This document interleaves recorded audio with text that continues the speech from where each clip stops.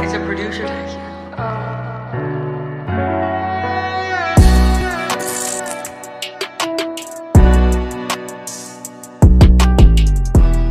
Ketika kita berbicara tentang poin Pancasila, sila kelima yaitu keadilan sosial bagi seluruh rakyat Indonesia, tentu ada kata yang patut digarisbawahi, yaitu adil.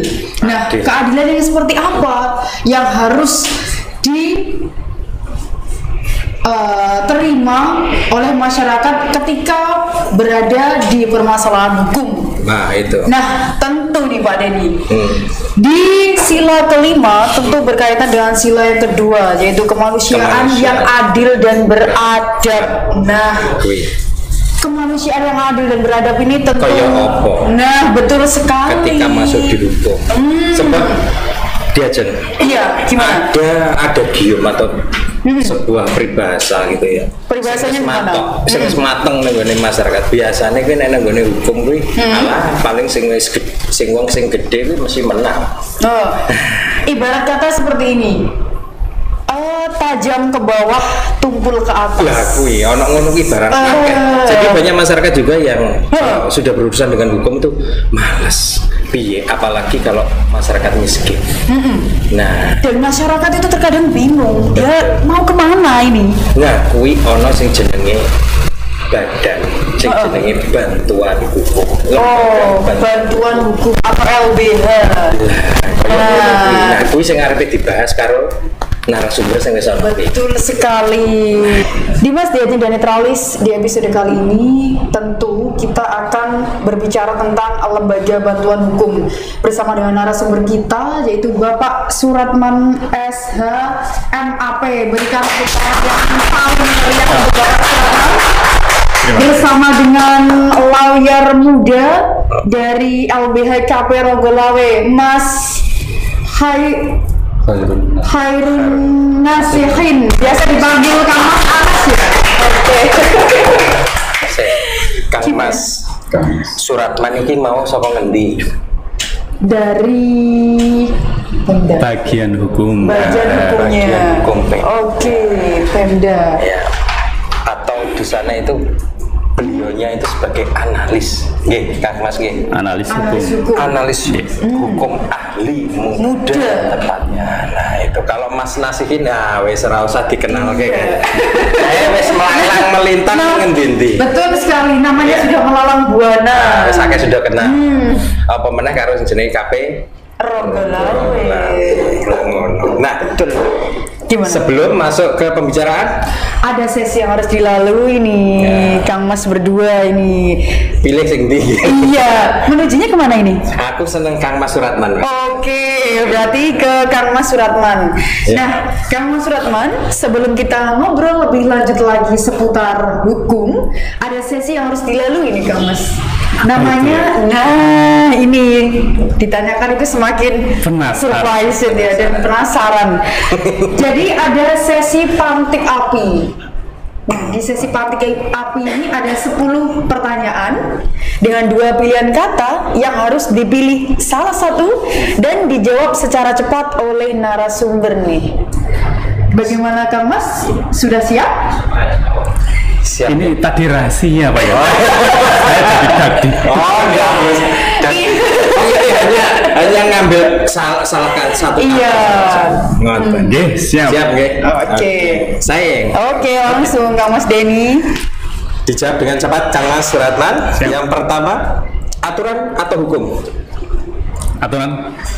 Bantuan atau dukungan? Bantuan. Rakyat atau masyarakat? Masyarakat. Tegas atau lurus? Tegas dan lurus.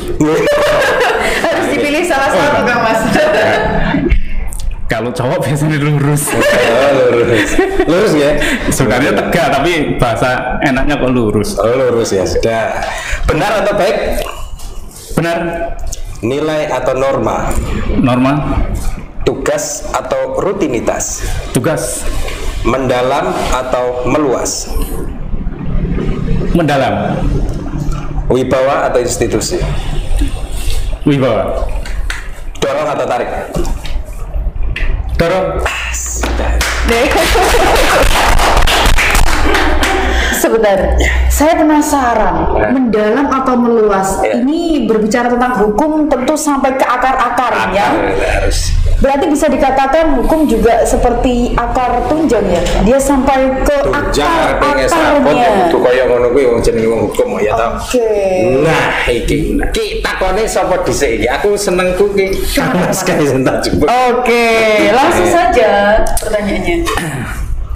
Nah, Kang Mas Nasihin, kita mau berbicara terkait dengan Undang-Undang Nomor 16 ya, tahun 2011 tentang bantuan hukum. Kui isinya apa wae terjadi?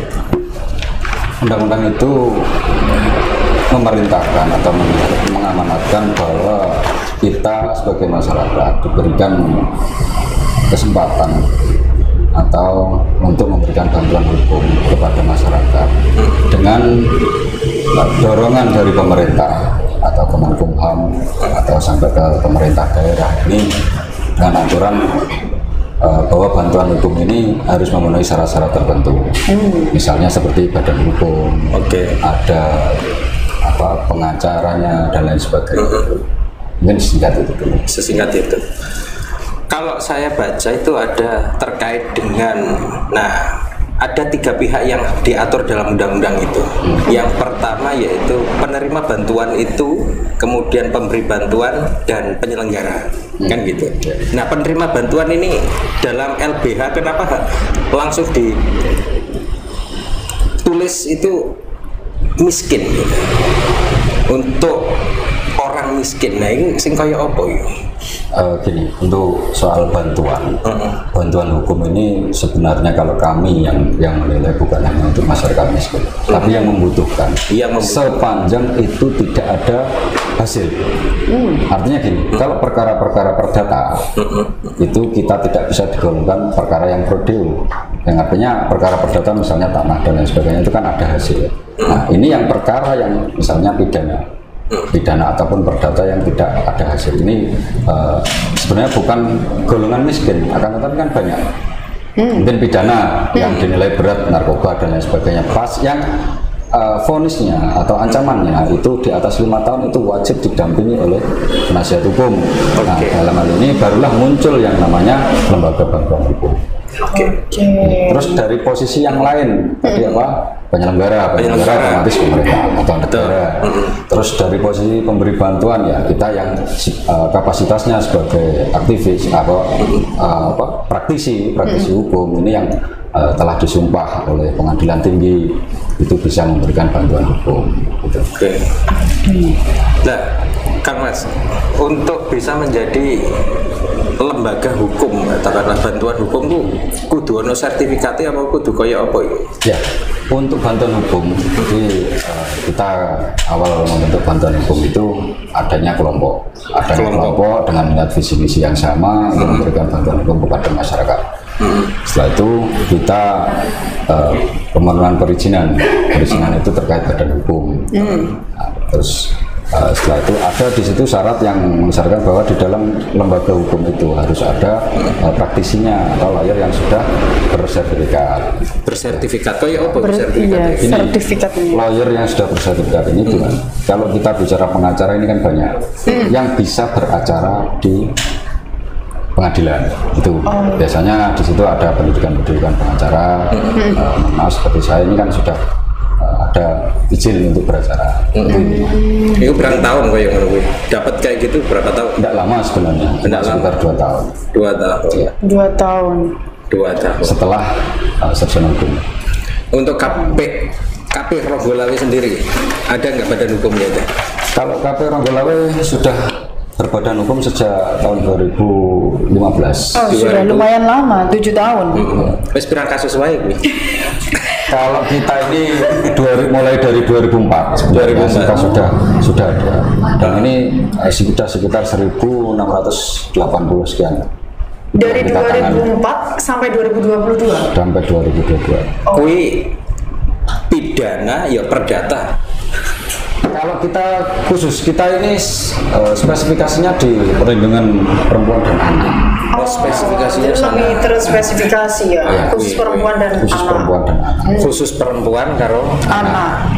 biasanya ki opo wae masalahnya? Kasusnya mungkin. Kowe kan yo yang lemah-lemah soal penindasan. Iya, yang kaum notabene kan kaum lemah ya. Piye kuwi? Kalau filosofi dari namanya kita ingin perempuan rembolade, walaupun terdiri banyak laki-laki di sana sebenarnya. Ada sekitar 8 pengacara dan 20 paralegal, ini banyak yang laki-laki. Banyak yang laki-laki. Tapi karena kita menginginkan kewajiban hak-haknya perempuan dan anak yang mungkin ini sangat dibilang kalau dalam tataran kehidupan ini dibilang lemah, itu yang butuh kita dampingi. Muncullah namanya KP Ronggolawe. KP Ronggolawe. Nah, inisiatif kita di situ. Oke, posisi ini jenengan jelas ya saya misalnya ya. Ono 20 pengacara, 8 pengacara, 20 paralegal. Saya paralegal kok. Paralegal itu yang membantu kita dalam beracara, seperti kalau kita ada perkara itu mengidentifikasi permasalahan di lapangan awalnya di mana. Artinya itu untuk pengumpulan bahan dan keterangan. Bakat bahasanya. Bakat pengumpulan bahan dan keterangan. Punya bahasa tersendiri ternyata. Kayak bahasa Inggris ya. Iya. Anaknya nanti. Gini. Kang Mas nasihin, ketika kita berbicara tentang perempuan dan juga anak, tentu ada banyak sekali kasus yang seperti apa yang pada waktu ketika masuk di KP Ronggolawe itu agak sulit ditangani gitu. Iya. Aku pengen nyambung paling jawabannya. Nggak ada yang nggak bisa. Biasanya kan ada. Oh biasanya. Gimana? Saya tarik ke belakang dulu. Iya. Ibarat kita ada mobil rusak, berarti ada kesulitan. Semua kasus sulit. Akan tetapi dengan aturan-aturan, dengan undang-undang yang ada, dengan pembuktian atau fakta-fakta di lapangan itu kita berupaya untuk membuktikan sehingga perkara itu menjadi terang dan jelas. Contoh kasusnya seperti apa, Mas? Gini, biasanya kalau kita menemukan kasus-kasus tentang anak, ini yang sekarang marak di Tuban. Iya, betul sekali. Dari neracanya ini mulai naik ya. Apa di Tuban? Kurvanya. Ini yang kita sering temui itu kesulitan mencari saksi. Bagaimana kita mencari saksi kalau ada korban kekerasan anak? Untuk kekerasan di bidang seksual, biasanya seperti itu. Kita kesulitan dalam hal mencari saksi. Itu yang paling angel misalnya. Ya, karena siapa yang tahu kalau ada saksi tidak mungkin terjadi. Kan itu. Sebentar Pak, padahal saksi merupakan hal yang urgent ketika sudah masuk di pengadilan, betul tidak? Sangat urgent sekali, bahkan diatur di 184 itu kan ketika kita ingin membuktikan mendalilkan sesuatu itu harus ada 2 alat bukti minimal. Senior. 1653 81. Oke, sekian itu ya dari 2004 sampai 2022 ya bulan. Ya, sampai 2022 katakanlah. Itu katakanlah sosialisasi ini piye? Katakanlah piye masyarakat itu terhadap lembaga bantuan hukum itu sendiri. Kalau Anda melihat ini banyak loh sekian itu. Kita juga mengalami kesulitan di sini sebenarnya. Kita sudah berupaya untuk mensosialisasikan kepada masyarakat terkait bantuan hukum. Contohnya juga semacam ini juga kita sosialisasi bahwa kita itu ada untuk membantu mereka. Akan tetapi kita banyak kesulitan kalau soal kekerasan anak, misalnya kekerasan seksual ini rata-rata satu dari aib keluarga. Mereka berpikir ke situ. Selain korban ini saksinya juga kita susah. Terus banyak intinya ditakut-takuti ada intervensi dari pelaku dan lain sebagainya itu. Bahkan sempat ada saksi ahli yang mau kita pakai juga sempat ada intervensi dari pelaku. Itu kesulitannya sudah di situ. Nah, kita hadir di masyarakat sebenarnya itu sangat mudah. Akan tetapi kami selama ini masih terkesan sendiri. Terkesan sendiri. Aku senang dengan kesan itu sendiri. Terkesan sendiri. Karena tadi ada penyelenggara ya. Nah ini Kang Mas Suratman. Kang Mas Suratman tentunya ini. Bagaimana Kang Mas Suratman dalam menanggapi dari Kang Mas Ronggolawe seperti apa? Sebagai dari kabak hukumnya gitu. dari pemerintah. Terima kasih. Jadi saya di sini sebenarnya hanya bukan narasumber kayaknya kok, belum kelasnya. Hanya bercerita saja, bercerita saja. Yang suka wuruh kali senior ini. Dan biasanya yang suka bercerita di sini itu narasumber. Oh iya, mungkin kata lain begitu.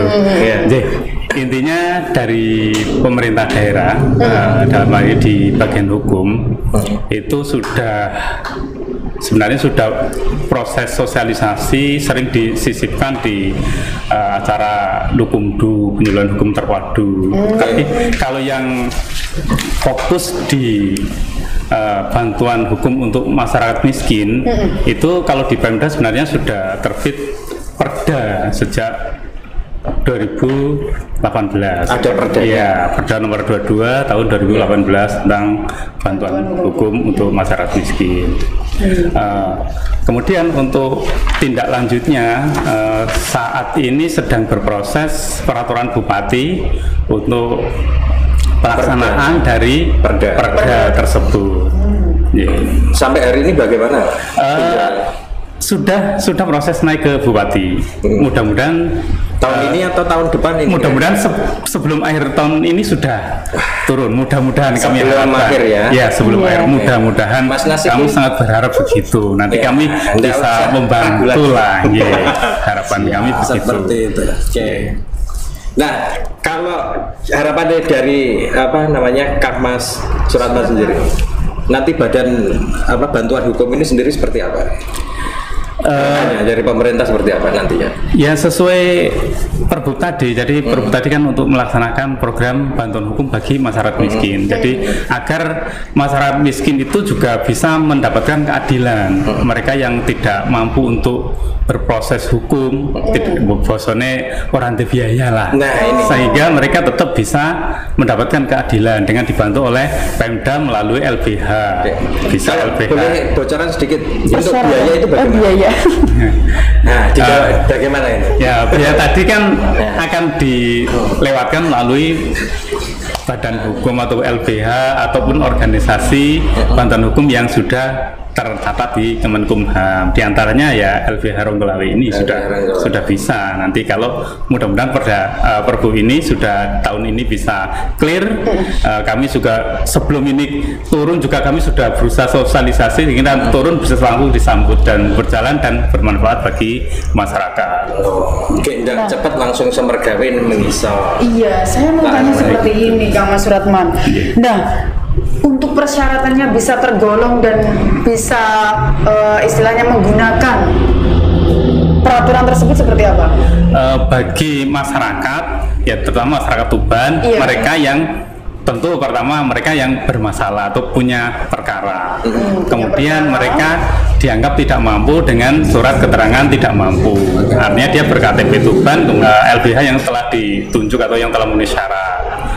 Bahkan apabila dia tidak bisa menulis mengajukan secara tertulis, mereka bisa datang ke LBH untuk ngomong, Pak LBH, Bu LBH, saya punya masalah gini.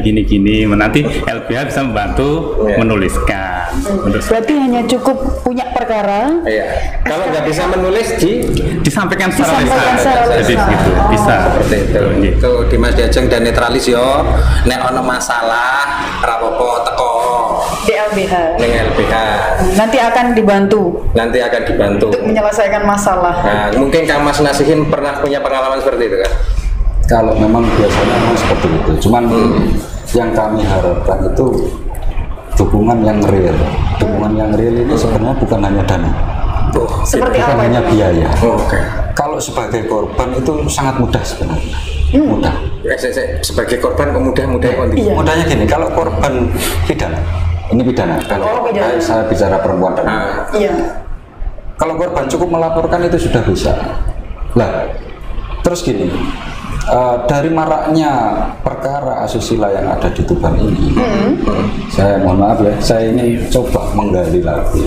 Kenapa ini sampai bisa terjadi semakin besar? Apa paling tidak langkah konkretnya pemerintah selain biaya ini, selain sosialisasi dan lain sebagainya. Terus dari sosialisasi ini dari tahun ke tahun apakah sudah ada evaluasi?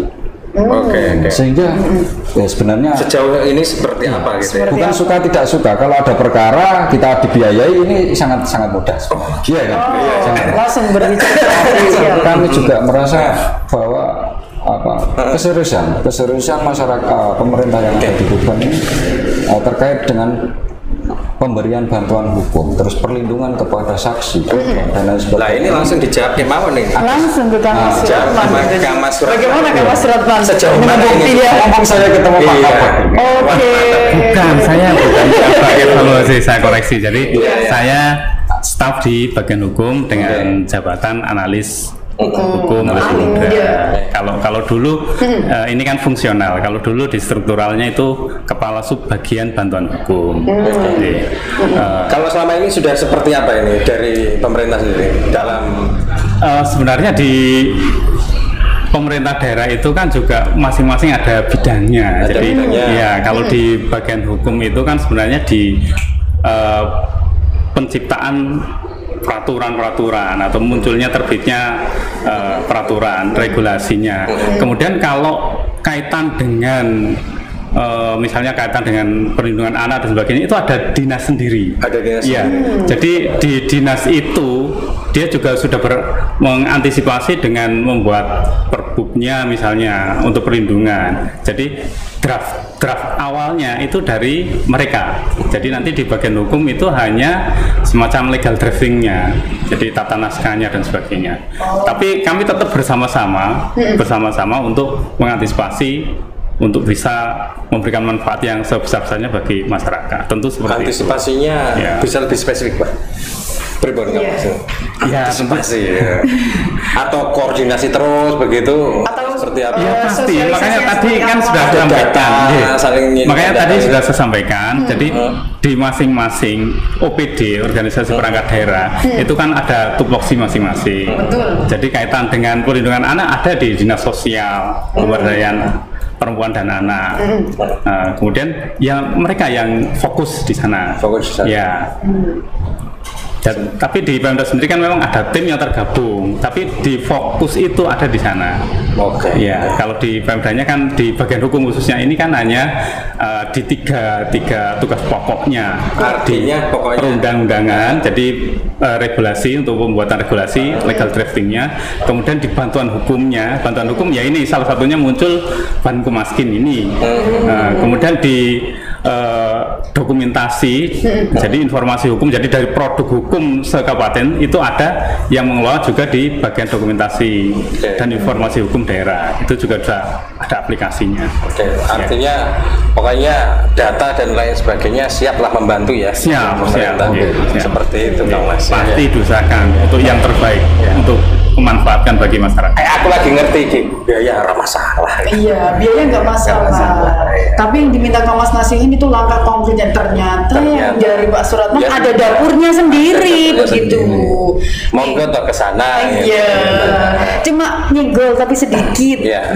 Saya tapi pengen ke Mas nasihin lagi terkait dengan tadi Kang Mas, terkait dengan masih ke sosialisasi sebenarnya.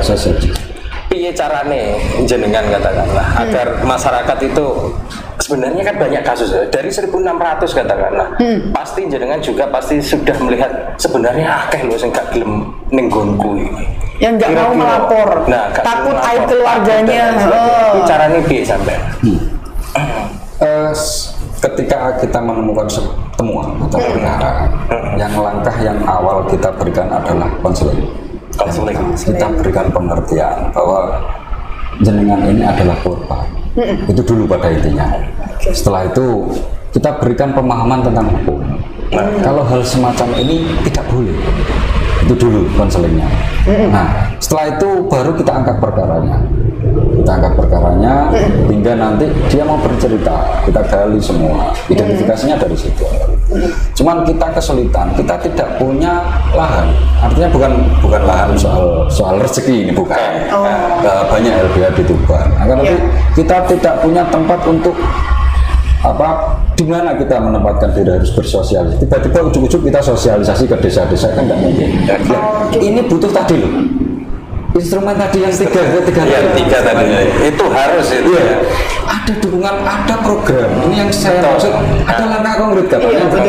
Jadi artinya ojo mau budaya wae. Kalau sosialisasi hukum, ini produknya pemerintah. Perdanya dibikin seperti itu. Kita ada program semacam itu yang saya maksud. Aku saya eling biyen saya cilik iki sadar hukum ya, sadar hukum. Nah, kayak kudu ono. Betul. Apa sih budaya? Panganan, laut, apa? Sesekali sadar hukum. Sadar hukum. Ya toh Mas. Siap. Kan itu yang kita maksud. Nah, Kang Mas nasihatnya terkait dengan korban ya. Tentu biasanya kalau ada anak yang di bawah umur, itu kan biasanya masih meninggalkan trauma gitu. Itu seperti apa KP Ronggolawe dalam menangani kasus tersebut? Gini, untuk KP Ronggolawe ini yang sering kita tangani, ada upaya represif, preventif, represif, sampai dengan upaya kuratif. Yang terakhir, setelah sesuatu atau perkara pidana itu terbukti jelas, di sela-sela itu juga kita memberikan konseling tadi. Kita bangkitkan traumanya. Nah, ini yang saya sering terjadi, baik perkara yang sudah dilaporkan maupun tidak dilaporkan.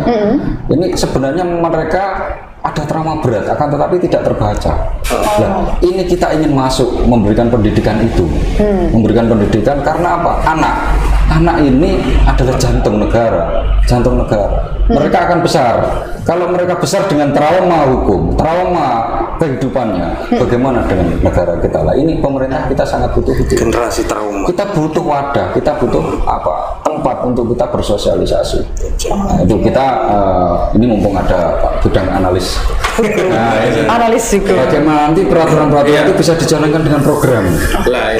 Mungkin bukan hanya KP Ronggolawe, banyak LB-LB di sini yang sudah terakreditasi sehingga kita bisa bersama-sama. Oke, berarti gini, saya menangkapnya gini, Kang Mas Nasir kan itu butuh sinergitas. Sinergitas. Betul, sinergitas antara LBH dengan bagian OPD. Nah ini, Kang Mas Ratna pripun kalau kita mau bikin program-program yang tadi itu nggak hanya budaya saja, hukum juga dimasukkan pripun? Ya, insya Allah kami sangat menyambut dengan baik ya, dengan baik. Dan seperti sudah saya sampaikan tadi di bagian hukum kan sejak terutama sebelum ada corona kemarin itu kan selalu menyelenggarakan Lukumdu, jadi penyuluhan secara terpadu dari berbagai pihak, dari Polres, kemudian nanti tergantung misalnya ditempatkan di suatu desa, tergantung kebutuhan desa itu butuh pemahaman hukum masalah apa, jadi Polres, Kejaksaan, Pengadilan Agama, jadi Pengadilan Negeri, Pengadilan Agama, dan Kejaksaan itu terpadu, kemudian BPN juga, jadi itu rutin. Cuma mohon maaf di Corona kemarin karena ada refocusing, jadi anggaran itu dipangkas, terus terang dipangkas, dan di tahun ini cuma ada 3 kali pertemuan, tapi masih ada. Insya Allah nanti kalau sudah kondisi normal lagi, kita harapkan untuk bisa normal lagi dan bisa banyak. Terkait dengan Perbup kalau itu kan salah satu perangkat tuh. Ada enggak sebenarnya kendala-kendala untuk pembuatan itu, perangkat-perangkat itu? Kalau kendala secara petugas, artinya kami kan pegawai petugas, sebenarnya tidak ada. Tidak ada. Berarti tetap bisa lanjut. Intinya kami kan berproses berjalan. Kebijakan kan ada di pimpinan. Jadi, tapi kami tetap berharap itu karena saya yakin masyarakat membutuhkan dan itu baiklah buat kepentingan baik untuk masyarakat. Jadi bisa memberikan manfaat bagi masyarakat, mendapatkan keadilan. Kami sangat berharap untuk bisa juga nanti segera terselesaikan. Turun, kami bisa bergerak, berjalan. Tanggapan dari KP Ronggolawe. Sementara ini kita keep tadi yang disampaikan oleh Pak Kang Mas, siap pokoknya sinergitasnya siap seperti. Berarti siap bersinergitas. Sangat siap. Hukum itu tersampaikan. Iya. Biar tidak hanya sekedar gambaran. Ini selfie data store seperti itu. Biar tidak semacam itu. Ini agak padat ya. Iya, padat. Selfie data store. Maksudnya kita ingin ini fight for justice lah. Kita betul-betul. Pripun Kang Mas Ratna dulu. Tanggapannya. Jangan selfie, istilahnya jangan selfie. Ya, kami seperti saya sampaikan tadi, kami sangat menyambut baik. Jadi nanti LBH atau dari lembaga hukum yang lain untuk sharing ke kami artinya kami diberikan masukan. Tentu kalau baik dan kami bisa tentu akan ditindaklanjuti. Pasti seperti itu untuk kebaikan masyarakat. Demi masyarakat, demi generasi hukum itu. Ya, kesadaran akan hukum. Kayak ngono. Sampai segitu. Iya. Dan tentu saja dari bagian hukum juga mengharapkan masyarakat bisa sadar hukum, bisa melaksanakan hukum, mentaati segala aturan-peraturan hukum dan peraturan yang ada artinya adat juga untuk dipatuhi agar hidup ini bisa rukun. Tentu saja begitu. Dari bagian hukum melihat perkembangan dari LBH yang ada di Tuban Pripun sampai hari ini. Iya, kalau saya melihatnya secara luas ya semakin baik. Cuma kami juga terus terang belum bisa memberikan yang lebih dari yang beliau atau mereka harapkan, dan kami tetap akan berupaya untuk bisa memberikan yang lebih baik lagi ke depannya. Itulah fungsinya ada Cetek Geni itu ya, karena itu mengkonsolidasikan, mengkomunikasikan gitu. Ketemunya di sini, Di sini wadahnya bertemu. Iya. Aku yang sini sampai keringetan loh ya. Iya. Tadi harus sinergitas ya antara LBH dengan bagian. Sinergitas nopo waduh. Soalnya kan gue geni jajal nek cetek es paling nggak ada. Cetek Geni lumayan panas. Lumayan. Iya. Kang Mas nasihin. Sebelum kita ini detik-detik ini udah mau berakhir ini. Kira-kira pengennya kayak apa terkait dengan sosialisasi ini? Ini untuk bantuan hukum ini kita hadirnya kita di Tuban ini sebenarnya bantuan hukum itu yang pertama adalah untuk memastikan, untuk memberikan kepastian hukum kepada masyarakat. Itu yang sesuai, yang berbasis undang-undang. Dan kita juga mengupayakan perlindungan bagi saksi. Ini yang paling penting biasanya LPSK itu.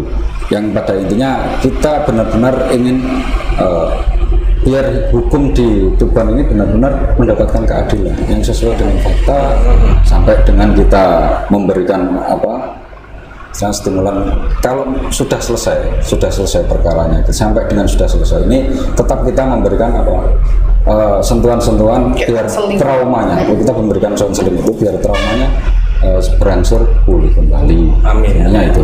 Semoga bisa seperti itu. Ada yang kedua ini yang sampaikan? Enggak ada. Cukup. Oh cukup. Oke. Kalau dari Kang Mas Suratman? Kang Mas Suratman mungkin ada yang mau disampaikan kepada Dimas dan Diajeng serta netralis. Ya, dari pemerintah ini untuk seluruhnya saja. Jadi dari bagian hukum tentu berharap masyarakat patuh hukum. Kemudian tadi ya dengan kaitan dengan bantuan hukum untuk masyarakat miskin juga bisa mendapatkan keadilan hukum. Intinya semuanya taat hukum, tidak ada yang tersandung hukum, karena orang yang tersandung hukum itu sama dengan orang yang sakit. Orang sakit kan tidak enak, sudah enak tidak enak suruh bayar lagi. Nah, jadi harapan kami semua itu patuh hukum, sadar hukum, sehingga bisa hidup rukun, aman, damai. Indonesia merdeka. Ya, khusus orang Tuban. Khusus orang Tuban ya. Sangat menarik sekali. Menarik sekali. Ya, kita tahu terkait dengan LBH pekerjaannya seperti apa dan bagaimana supporting dari pemerintah terhadap LBH yang ada di, tidak hanya terkait dengan biaya, namun juga program-program untuk mensupport dari masyarakat agar terpenuhi rasa keadilannya itu bisa ya istilahnya terpenuhi lah, teramini seperti itu. Amini ya. Oke, monggo langsung. Oke, Dimas, Diajeng dan Netralis, tidak terasa 30 menit sudah kita menemani Dimas dan Diajeng serta Netralis yang ada di sana. Saya Rina Prameswari serta Denny Sumera di sini dan kedua narasumber kita di episode kali ini pamit undur diri, dan jangan lupa untuk saksikan podcast Cetek Geni. Salam Cetek Geni. Oke, ya.